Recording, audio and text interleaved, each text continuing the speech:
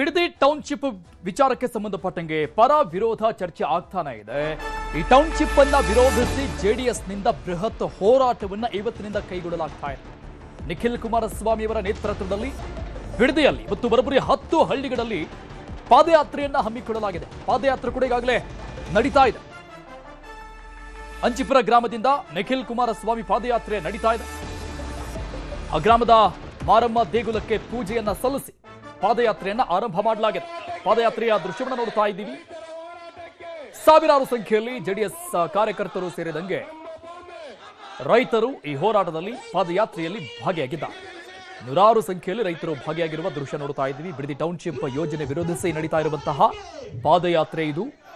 ಜೆಡಿಎಲ್ಪಿ ನಾಯಕ C B Suresh Babu, MLC Sharavana, Javarayi Gowda, ಮಾಜಿ ಶಾಸಕ ಎಚ್ ನಿಂಗಪ್ಪ, ಎ ಮಂಜು ಸೇರಿದಂಗೆ ಹಲವರು ನಾಯಕರು ಭಾಗಿಯಾಗಿದ್ದಾರೆ. ನಮ್ಮ ಭೂಮಿ ನಮ್ಮ ಹಕ್ಕು ಹೆಸರಲ್ಲಿ ಈ ಪಾದಯಾತ್ರೆ ನಡೆಸಲಾಗ್ತಾ ಇದೆ. ಅಂಚಿಪುರ ಕಾಲೋನಿ ಸೇರಿದಂಗೆ 10 ಗ್ರಾಮಗಳಲ್ಲಿ ಪಾದಯಾತ್ರೆ ನಡೆಯುತ್ತೆ. ಬಿಡದಿ ಟೌನ್ಶಿಪ್ ಹೋರಾಟದಲ್ಲಿ ಫ್ಲೆಕ್ಸ್ ಪಾಲಿಟಿಕ್ಸ್ ಮತ್ತೆ ಮುನ್ನೆಲೆಗೆ ಬಂದಿದೆ. ನಿಖಿಲ್ ಪಾದಯಾತ್ರೆ ಮಾರ್ಗದಲ್ಲಿ ಕಾಂಗ್ರೆಸ್ ಕೌಂಟರ್. ಈ ಫ್ಲೆಕ್ಸ್ಗಳ ಮೂಲಕವಾಗಿ ಕೊಟ್ಟಿರೋದು ಯೋಜನೆಗೆ ಭೂಮಿ ಕೊಡಲು ಸಿದ್ಧ ಅಂತ ಕಾಂಗ್ರೆಸ್ ಕಡೆಯಿಂದ ಫ್ಲೆಕ್ಸ್ ಅಳವಡಿಸಲಾಗಿದೆ. ಒಂದು ಕಡೆ ನಮ್ಮ ಭೂಮಿ ನಮ್ಮ ಹಕ್ಕು ಅನ್ನುವಂಥ ಹೋರಾಟ, ಮತ್ತೊಂದು ಕಡೆ ಯೋಜನೆಗೆ ನಮ್ಮ ಸಹಮತವಿದೆ, ಭೂಮಿ ಕೊಡ್ತೀವಿ ಅನ್ನುವಂಥ ಫ್ಲೆಕ್ಸ್ ಕಾಂಗ್ರೆಸ್ನಿಂದ. ಅಂಚಿಪುರ ಕಾಲೋನಿ ಗ್ರಾಮದಲ್ಲಿ ಫ್ಲೆಕ್ಸ್ ಅಳವಡಿಕೆ ಮಾಡಲಾಗಿದೆ. ಎಲ್ಲಿ ಪಾದಯಾತ್ರೆ ಆರಂಭವಾಗಿದೆ ಅಲ್ಲಿ ಈ ಫ್ಲೆಕ್ಸ್ಗಳನ್ನು ಹರಿದು ಜೆಡಿಎಸ್ ಕಾರ್ಯಕರ್ತರು ಆಕ್ರೋಶವನ್ನ ವ್ಯಕ್ತಪಡಿಸ್ತಾ ಇದ್ದಾರೆ. ಫ್ಲೆಕ್ಸ್ ಹರಿದು ಜೆಡಿಎಸ್ ಕಾರ್ಯಕರ್ತರಿಂದ ಆಕ್ರೋಶ ವ್ಯಕ್ತವಾಗ್ತಾ ಇದೆ. ಅರ್ಧಭಾಗ ರೈತರು ಹೋರಾಟಕ್ಕಿಳಿದ್ರೆ ಮತ್ತೊಂದಿಷ್ಟು ಕಡೆಗಳಲ್ಲಿ ಇದಕ್ಕೆ ಪರ ವಿರೋಧ ಎರಡೂ ಚರ್ಚೆ ಕೂಡ ಇದೆ. ಹಾಗಾಗಿ ಕಾಂಗ್ರೆಸ್ ಅಳವಡಿಸಿದಂತಹ ಫ್ಲೆಕ್ಸ್ ಅದನ್ನ ಹರಿದು ತಮ್ಮ ಆಕ್ರೋಶವನ್ನ ವ್ಯಕ್ತಪಡಿಸಿದ್ದಾರೆ ಪಾದಯಾತ್ರೆಯ ಸಂದರ್ಭದಲ್ಲಿ.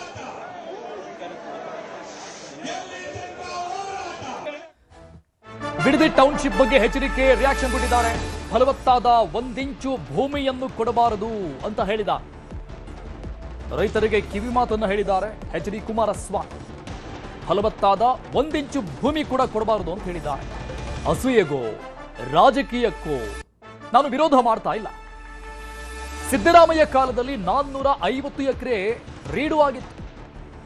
ಸಿದ್ದರಾಮಯ್ಯ ಕಾಲದಲ್ಲಿ ಯಾರನ್ನಾದ್ರೂ ಜೈಲಿಗೆ ಕಳಿಸಿದ್ರಾ ಅಂತ ಪ್ರಶ್ನೆ ಮಾಡಿದ್ದಾರೆ ಎಚ್ಚರಿಕೆ. ಬೆನಿಗಾನಹಳ್ಳಿ ಕೇಸಲ್ಲೂ ಯಾರಾದ್ರೂ ಜೈಲಿಗೆ ಹೋದ್ರಾ ಅಂತ ಪ್ರಶ್ನಿಸಿದ್ದಾರೆ. ಹಳೆ ವಿಚಾರಗಳಿಂದ ಕೆದಕಿ ಮಾತಾಡಿದ್ದಾರೆ ಎಚ್ಚರಿಕೆ. ಸತ್ತ ವ್ಯಕ್ತಿ ಕೈಲಿ ಆಗ ಹೆಬ್ಬೆಟ್ಟು ಒತ್ತಿಸ್ಕೊಂಡಿದ್ರು. ಡಿನೋಟಿಫಿಕೇಶನ್ ಕೇಸಲ್ಲಿ ಆಗ ಬಚಾವಾದ್ರು ಅಂತ ವಾಗ್ದಾಳಿ ನಡೆಸಿದ್ದಾರೆ.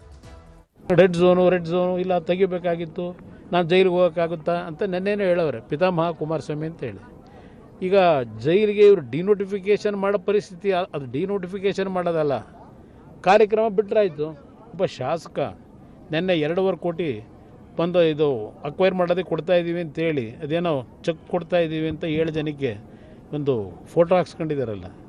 ಈ ಒಂದು ಲ್ಯಾಂಡನ್ನು ಅಕ್ವೈರ್ ಮಾಡಿದಾಗ ಆ ಹಣ ಒಬ್ಬ ಶಾಸಕ ಕೊಡ್ಲಿಕ್ಕೆ ಸಾಧ್ಯ ಇದೆಯಾ? ಕೊಡೋಕ್ಕೆ ಸಾಧ್ಯ ಇದೆ ಟೆಕ್ನಿಕಲಿ? ಯಾವ ಮಟ್ಟಕ್ಕೆ ಆಡಳಿತ ನಡೀತಾ ಇದೆ ರಾಜ್ಯದಲ್ಲಿ? ಯಾವುದೇ ಕಾರಣಕ್ಕೂ ಅಸೂಯೆಗೋ ಇಲ್ಲ ರಾಜಕೀಯಕ್ಕೋಸ್ಕರವಾಗಿ ನಾನು ಮಾಡ್ತಾ ಇಲ್ಲ. ಡಿನೋಟಿಫಿಕೇಶನ್ ಮಾಡಿಸ್ಬಿಟ್ರೆ ಜೈಲಿಗೆ ಹೋಗ್ಬಿಡ್ತಾರಂತೆ ಇವರು. ಸಿದ್ದರಾಮಯ್ಯ ಕಾಲದಲ್ಲಿ 450 ಎಕರೆ ಡಿನೋಟಿಫೈ ಎಲ್ಲ ರೀಡು ಹೆಸರಿನಲ್ಲಿ ಮಾಡಿದ್ರಲ್ಲ, ಏನು ಜೈಲಿಗೆ ಕಳಿಸಿದ್ರಾ? ಈಗ ನೀವು ಬೆನಗಾನಹಳ್ಳಿನಲ್ಲಿ ಸತ್ತು ವ್ಯಕ್ತಿ ಕೈನಲ್ಲಿ ತಗೊಂಡಿದ್ದೀನಿ ಅಂತ ಹೆಬ್ಬೆಟ್ಟು ಹೊತ್ತಿಸ್ಕೊಂಡು ಡಿನೋಟಿಫಿಕೇಶನ್ ಮಾಡಿಸ್ಕೊಂಡ್ರಲ್ಲ, ಜೈಲಿಗೆ ಹೋಗಿದ್ದೀರಾ? ನೀವು ಯಾವ ರೀತಿ ಬಚಾವಾಗಬೇಕು, ಏನು ಮಾಡಬೇಕು ಅದರಲ್ಲಿ ಎಕ್ಸ್ಪರ್ಟ್ ಇದ್ದೀರಿ, ನನಗೆ ಗೊತ್ತಿದೆ. ಈ ನಾಟಕ ಬಿಟ್ಟು ಗೌರವಯುತವಾಗಿ ಇವತ್ತೇನು ಅಧಿಕಾರ ಸಿಕ್ಕಿದೆ 4 ದಿನ ಒಳ್ಳೆ ಕೆಲಸ ಮಾಡಿ. Red zone